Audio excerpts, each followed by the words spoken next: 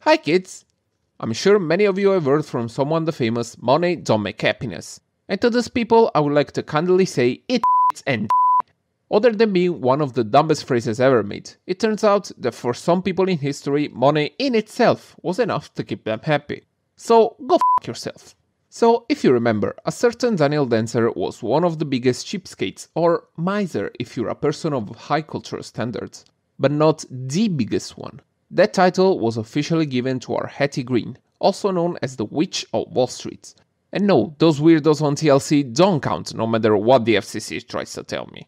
Our story starts in 1834 in New Bedford, Massachusetts, and as 90% of all the billionaires to ever exist, she was birthed in massive wealth. Her father, one Edward Mott Robinson, owned a large whaling fleet and profited from China trade. So he made the wise decision to send his daughter to live with old grandpa while he went around cosplaying Captain Ahab. I know not all they may be coming, but be what it will, I'll go to it laughing! Captain, what in the name of the virtuous are you screaming about? Dude, it's from Moby Dick. Aren't you a whaler? You should know it. Captain, with all due respect, that book doesn't get published for another 25 years. Alright, fair point. So little Hattie spent her infancy picking up her grandpa's business practices here and there, and before going to sleep, she would even read him stock quotations and commerce reports. Alright grandpa, time for bed! Yay!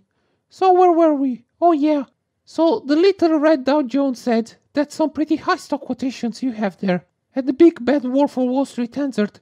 Yes, so I can exploit the global economy even better.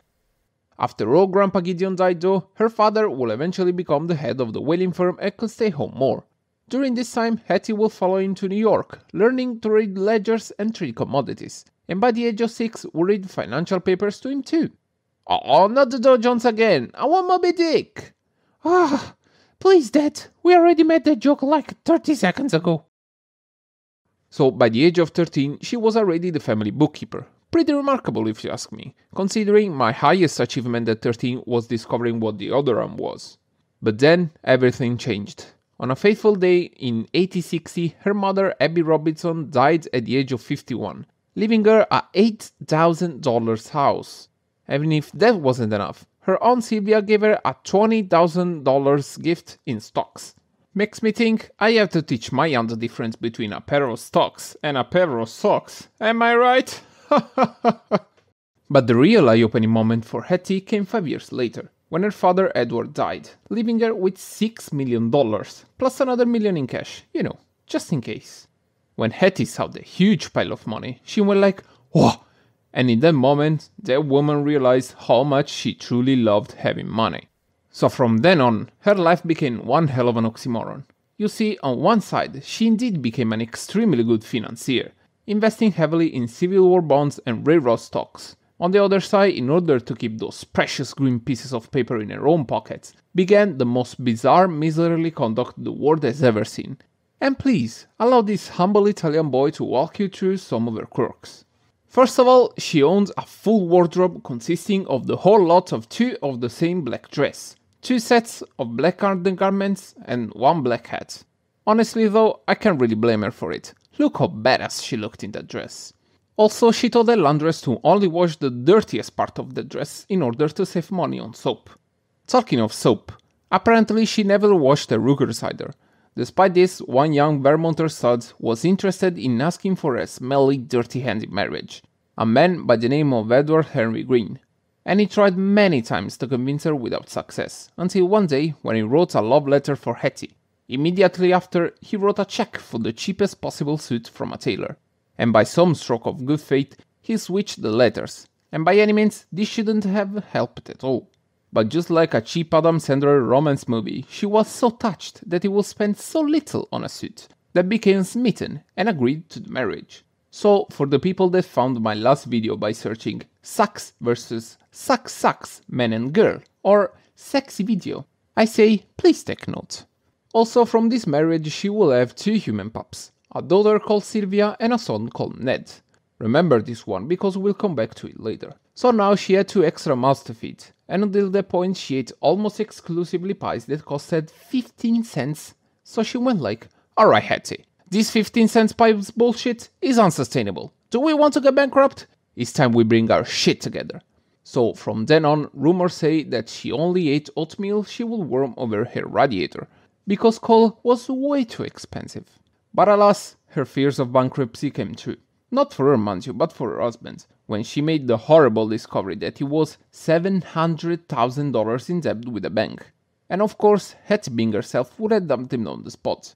But she had $26 million in the bank, and they refused to give her a single penny until Edward's debt was fully paid. In the end, she reluctantly agreed, and he declared himself bankrupt, declaring only $40 and a pocket watch as his worldly possessions. They immediately separated, but remained married. And at this point, Hetty was fed up with New York shenanigans. "This goddamn New York is a place for the wicked. Don't you know the money don't grow on trees? I've got bills to pay, I've got mouths to feed, there ain't nothing in this world for free." So she went away from New York, and despite owning multiple properties all over the country and in London, she opted for a decretal house in Hoboken in New Jersey. She also utterly refused to rent an office, and practiced her business sitting on the floor of one of the banks she had major assets in, surrounded by her papers. Now, of course, being the strong independent woman that she would travel alone for thousands of miles to reclaim money from her debtors, and will do this using her old raggedy carriage that she utterly refused to substitute for a new one. A carriage in which she once spent an entire night looking for a 10-cent stamp that she lost. Naturally, a horse, being a living thing, also has the tendency to become a not living thing after a while. So eventually, Hetty had to set out to buy a new horse. And once she received an offer for $200 for a brand new beast, which completely outraged her. "200? Are you crazy? Do I look like a millionaire to you?"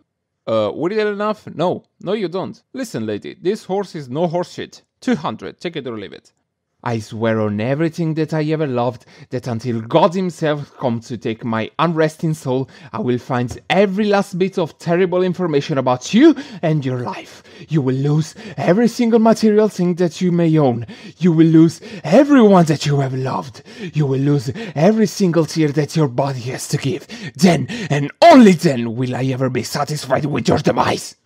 Okay, jeez. 100? Fine, 60, okay? After this, Hetty started to become paranoid. She was convinced that everyone was out there trying to end her life. Like once, when a wooden beam fell nearby, she was absolutely sure that it was meant for a skull. Of course, this way of life sounds absolutely miserable. But remember that, as I stated in the beginning, our Hetty was perfectly happy with the way she lived. What I truly love about her was how much she hated and despised politicians. Remember when I told you that she traded and owned a lot of railroad bonds? Well, she also had railroad officials on her paychecks. So when politicians asked said officials for free passes, she instructed them to hand those politicians this little lovely card. Amazing. Unfortunately, this way of life, while perfectly fine for her, did not always end up well for her loved ones. Remember his little son Ned? "Yo, Mom." "Yes, Ned." "Wait, what's wrong with your leg?" "Yeah, so I'm pretty sure I broke it." "No worries, Mommy's got you." "See, as good as new." "Yeah, no, I think I should really see a doc." So she utterly refused to see both common sense and a doctor, going as far as disguising both her and her son as poor people trying to seek out free treatment. But that also didn't work out. Mom. Oh, what is it now?" "I think there's so worms living rent-free in my leg." "Oh my god. Did you just say rent-free?" So she relented and brought her child to a doctor. Sadly, his leg was too far gone and had to be amputated. After all that, she continued to pursue her dream of gaining as much money as possible while spending as little as possible. And her method was simple and efficient. In her own words, "I buy when things are low and nobody wants them. I stash them away until they go up and people are crazy about them." This went on till she was 81. Now known both as the Queen and the Witch of Wall Street, and she reached a net worth that ranged from 100 million to 200 million in value, making her the richest woman on the planet at the time. Finally, on July 3, 1916, she died of apoplexy while arguing with a maid over the virtues of skimmed milk. I couldn't even make this stuff up. Truly amazing. Her funds were split amongst the 2 children, but Ned administered Sylvia's trust funds, and when she died too in 1951, she left an estimated $200 million and donated 99.5% to 64 colleges, churches and hospitals. So moral of the story, kids, if you really want to become a billionaire, unless you're already part of a wealthy family, well, you're shit out of luck, I don't know what to tell you, man. What I do know to tell you is to please consider subscribing if you enjoyed the video, and since you're already there, put a little like, would you? It's a simple action that maybe, just maybe, one day will result in you becoming a billionaire. Anyway, that's all for today. I'm your host Luca, this was Cool Era Academy, and thanks for watching.